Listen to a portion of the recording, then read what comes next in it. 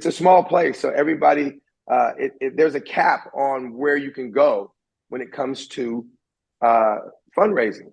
So you have to have a longer reach. And I thought Ed gave us a very long reach with people that could help us, require our goal. And that was to build facilities and really ultimately get a winning football team in here, the one that can win a championship and obviously build young men. I mean, I always tell people, it's easy to build athletes. It's easy to build, football players or basketball players or whatever, but it's hard to build men. It's hard to build successful people.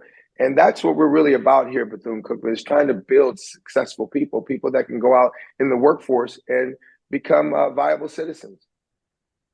Well, Coach, now we move a little fast forward until when these videos came out. And the first question that came to my mind was he aware?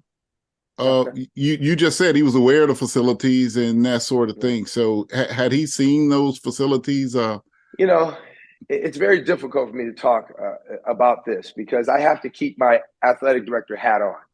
Because, yes, if I take the athletic director hat off, we're going to have a different conversation.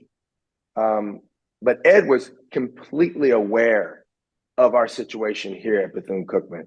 Ed came in kind of unbeknownst to anyone.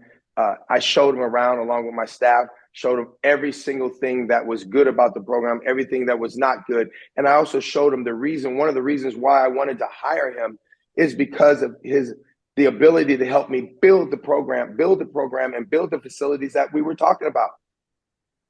So there was no excuse for him to act like he was shocked, because he knew exactly what was going on here.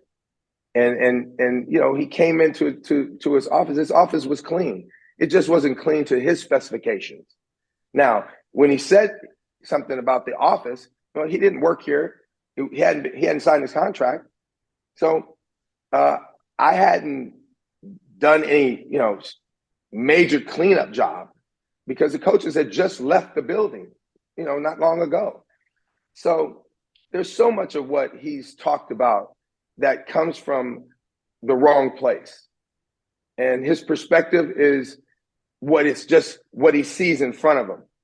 Never dealt with any historical facts, never dealt with the hurricane, never dealt with anything that came along with where we are today. He walked in here and saw something and acted like he didn't know, but he knew. He knew everything because I told him. And Coach, you just brought up another good point. It does seem like he had a lot of